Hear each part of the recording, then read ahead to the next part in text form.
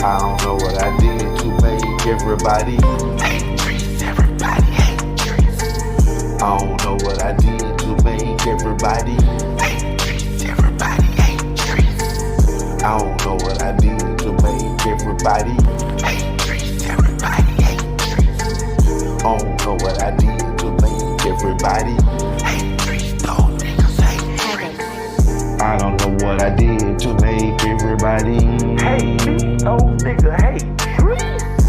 The slip of my tongue, trigger finger for fun. You know I got them trigger finger, man. They know how we do it on the hill. What's up? What's up? Is it come as Kegel? He ain't waffles and bagels. What's up, Kegel? Don't even worry about.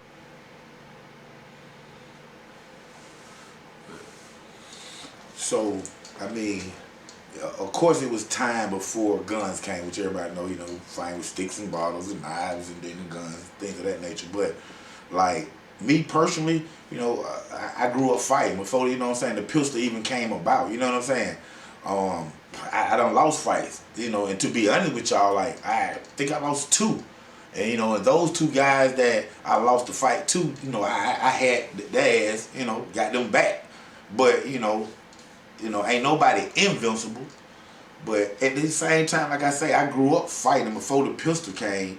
So, I know how to use my hands. I had friends that equipped me, you know what I'm saying? And at the time, growing up, they wasn't always my friends, you know what I'm saying? So, with that being said, I can recall being a little dude, you know what I'm saying, little homie in the hood. And like I say, I'm the firstborn grandson, so I didn't have no older brother, you know what I'm saying, to run to and say somebody mess with me or things of that nature, man. But I remember being leaving from the hilltop, which was Mountain Zion Apartments. It was like HUD homes. Then you had the project. And at this time, my mother, had my sister, I think maybe my little brother Maine at the time, but she had done moved from the projects and, into the HUD homes, which was the hilltop where I represent. And that was a better, place. We had AC, you know what I'm saying? We had a laundromat type thing, things of that nature like that. But I always went back to the projects because that was all my friends where I grew up and stuff. And it was right across the street. It was a school.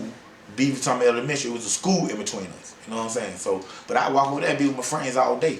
But what was happening was, we'll be playing all day and having fun and all that, but then at any given moment, while, one of my friends distracted me, and most of them, they was related, brothers and cousins and all that stuff right there. And at this time, we was just sprouting, the grandkids of my grandmama Freddie made the Knoxes and stuff, you know what I'm saying? So, I had a lot of cousins too, but of course they was younger, you know what I'm saying? And all my friends, cousins and brothers and stuff, they was all the same age as myself. So, we all played together in the projects, but like I say, any given day while one of the friends or one of the cousins, brothers or whatever, distracted me just in a simple conversation, the other ones would done snuck away and went to the woods and got switches what we used to get whoopings with. They used to get switches and stuff, and then while I'm engaged in the conversation, they'll just come out hey, Trees, we got you, and just start whooping me. Hurry, it was just getting a whipping from your mom, but whooping me with these switches. And I take off running, and they running behind me, still trying to catch me, whoop me, and all that stuff, just for fun. You know what I'm saying? But we look at it now, of course, that was bullying. You know what I'm saying? So I would run from the projects back to the hilltop where I'm from, where I stay at. But they used to run right behind me, and then at times, of course, some of them was faster than me. So they right beside me, straight, still whooping me. I'm just running, trying to get home because it hurt, all that. I didn't ever cry or nothing because I knew they was playing, but I didn't, of course, you don't want to get hit with no switches. It hurt, it sting and all that, and they think it's funny. So, I take off running. Like I say, I ran to my turf, you know what I'm saying, to my set. And I had a friend that grew up with me from the hilltop, Antonio Bella, was Tony, everybody call him Yellow Boy. You know what I'm saying? He was very tall, slim dude or whatnot. And he was taller than most of the kids. You know what I'm saying? So, and like right now, he's like 6'3" or something, you know, 6'4" maybe, I don't know. I'm gonna have to ask him. But big shots out, what's up, Yellow? But he was there, he stayed there, and me and him was close friends, you know what I'm saying? And when I used to get back over there, because he didn't hang over there too much as a young kid, but when I used to get back over there to that turf, and he used to see them running after me, he always took up for me, and tried to, go after them, run after them. They'll take out running and run back to their side, you know what I'm saying? But that happened to me a lot growing up. So with that being said, man, I started having to fight. Not them, not so much of them, my friends, because like I said, we didn't fight each other in college ball as much as I seen a lot of other cities fight each other, you know what I'm saying? But the pistol play wasn't always in it. And with that being said, once I, started getting in trouble, even like I said before the pistol play, we talking about the stolen car area, I get sent down to Augusta. And everybody was thinking that I was sent down to Augusta to do them 11 months because my house got busted, and the viewers may thought that too. I was like, man, well, my mama house got busted. I was having them drugs in there and whatnot.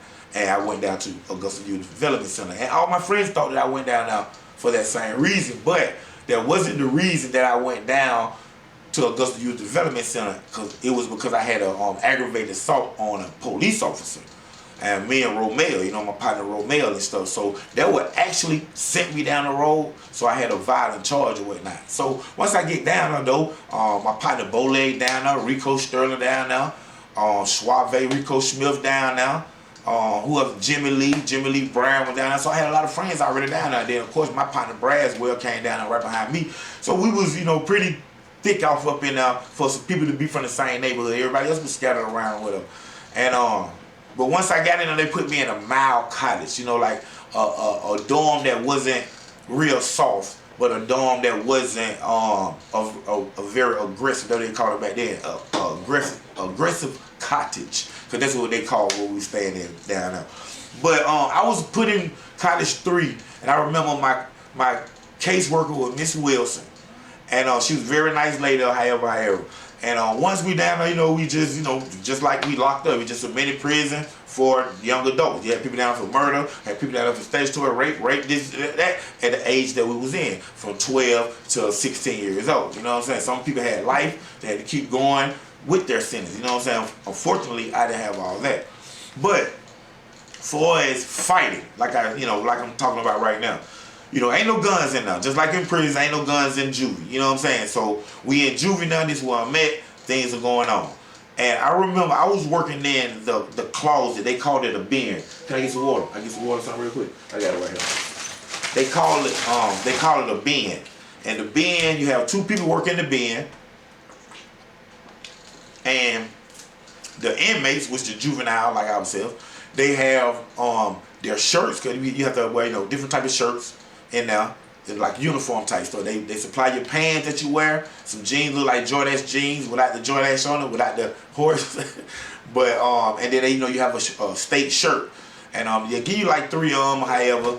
And at different times, they do the laundry. In the bin. So at this time while I'm in my cottage, I'm working in this bin. And this bin is like the closet where all the inmates, including myself, we keep our little clothes. Like I said, they give you state clothes, like 3 pair of pants and 3 shirts. They give you socks, they give you underwear. So as you go through the day, you use it, you go to laundry, you have this one left, that one left, like that. So at this particular time, this guy, I don't remember his last name, but I remember his first name was Raymond. Raymond come up, and it's me and this guy named Xavier. I remember him. He was my friend. Me and him worked in the bin together. So they come up to the bin door. They say, "Hey man, let me get my shirt or the pants out there." Or either we have a laundry clean basket and a dirty basket right there with shirts, different sizes, and pants, different sizes. So he come up to. He got to think. Right now we're 14, 15 years old. We're locked up, and I think he was in there for murder.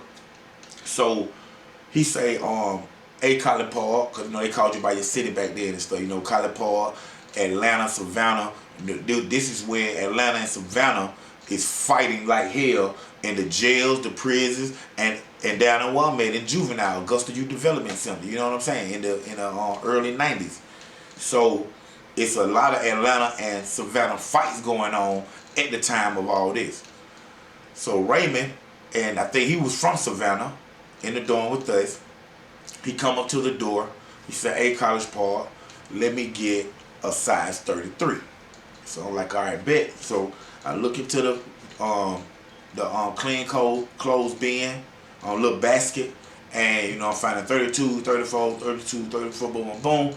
And I look around, say, "Man, I don't think I see none." He like, "Dang, man, come on, man." So I look again. You know what I'm saying? So I look into it, bam, bam, looking down and pulling the pants out, throwing them on the floor, pulling the pants out, putting the ball back in there, turn around to him who at the door, and I say, "Hey, man, there ain't nothing in there, bro. I'm sorry, bro."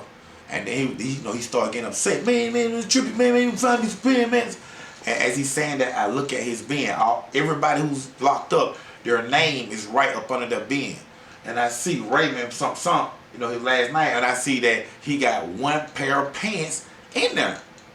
So I look at him, I say, "Hey, bro, you got a pair of pants right here in your bin." And then he was like, "Man, I'm wearing them for Sunday, man. Them for Sunday for my mama visit, man, for my mama visit." So I'm like, "Nah, bro, you don't have to wear these pants." I grab them, and I just throw them straight up. Boom, he catch them. And when he catch them, he throw them down and take a step into the bin. And when he take a step into the bin, I hit him with the left hand, just slapped him, open hand, BAM!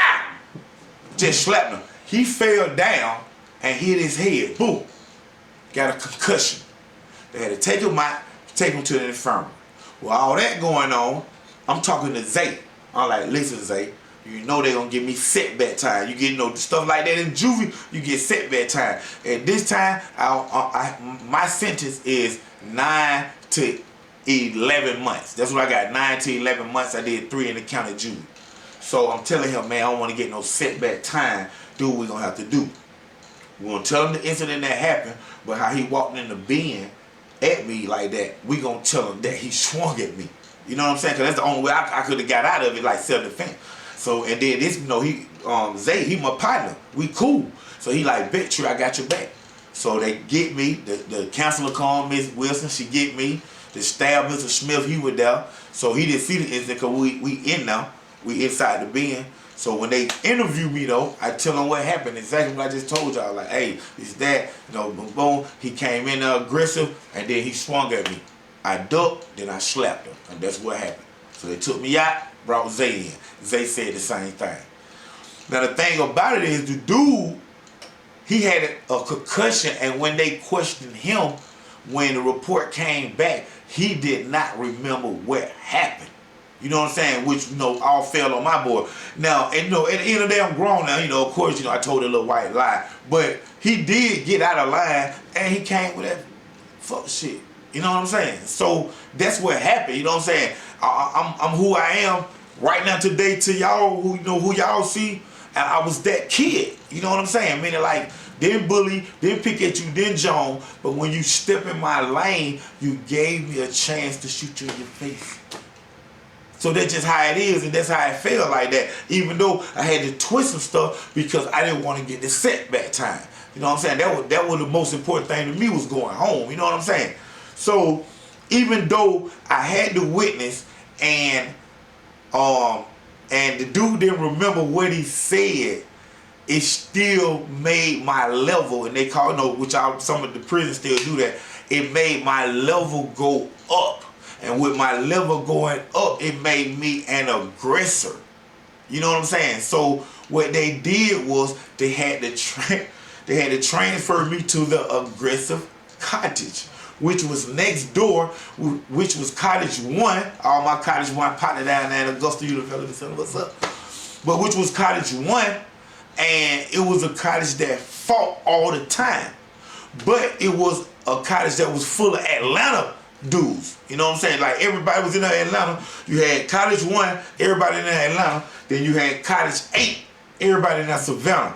And them cottages fought all the time. You know what I'm saying? And if you got the fame like that in other cottages, they put you in one of the two.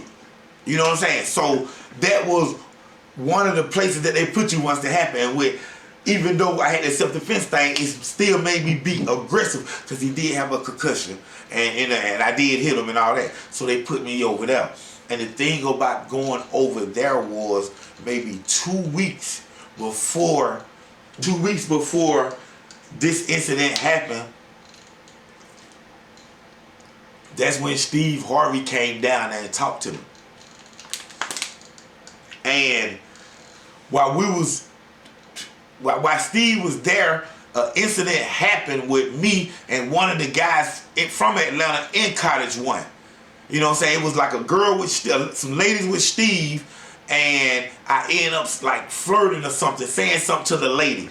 And I remember the dude said, man, she don't want you, she don't want you, nigga, or whatever he said. And then we started having words, and then we was stopped by the staff. Hey, y'all be quiet, chill out, whatever. So that had happened. So now here I am getting transferred to that same cottage. And when I get to the door, as the new staff who came and got me to take me over there, putting the key in the door, that same guy walked by that door and seen me with my luggage and knowing that I'm finna come in, and he stopped. And when he stopped, he called his partners down. And when they came to the door and they seen me, he was like, man, that's homie who I was telling y'all about. Now, really, between y'all at 14, 15, and this is happening, I'm scared. Who wouldn't be? Because you got into it with this dude, you going in there now, you got all these friends, you locked up, well, you know what's gonna happen. But I didn't show, for some reason, the Gemini in me, I didn't show that I was scared. But when he come to the door, he started saying, we gonna get you. We gonna get you. And I even think the white guy was scared, who was the staff who was trying to who came and got me from that cottage, bring me over there, open the door, and he take me in there with him because he over the cottage right there. I even think he was scared that it was just gonna happen because it was like he was fumbling with the keys to open the door or something. Because it was enough time for that boy to say he gonna get me, and then they do this little code thing in Augusta, Youth Development Center, they finna jump on you. Cottage 1 used to be like, ho! And then everybody, it to take one person to do that. Then everybody in the dorm gonna be like, oh! And when that boy did that, oh! Everybody at that door and all around the whole inside there were like, oh! And I'm really shitting bricks, but you don't see it. And he's still saying, we're gonna get you by the time you come in here. And I started saying back to him though, you and who? You and who? And then that door opened. And when that door opened and I walked in now, I remember it was like the crowd in front of me, about 15, 18 people. And then I remember it just moved like opened up like that right there. And then it was the biggest dude in there. He named Demetrius Jenkins. What's up, me? The biggest dude in there, I'm talking about. He had to be like 16 or something. Got 2 goals in the front. Cut dude. He just walked through there, boom, boom, like Debo, boom, boom, boom. He was like, hey, bro, your name Dontrece. I'm looking at him, boy. I'm like, yeah. He was like, you got a sister named Kimberly Harris. I'm like, yeah, that's my older sister, bro. He was like, oh yeah, I used to date her, bro. Ain't nobody finna fuck with you.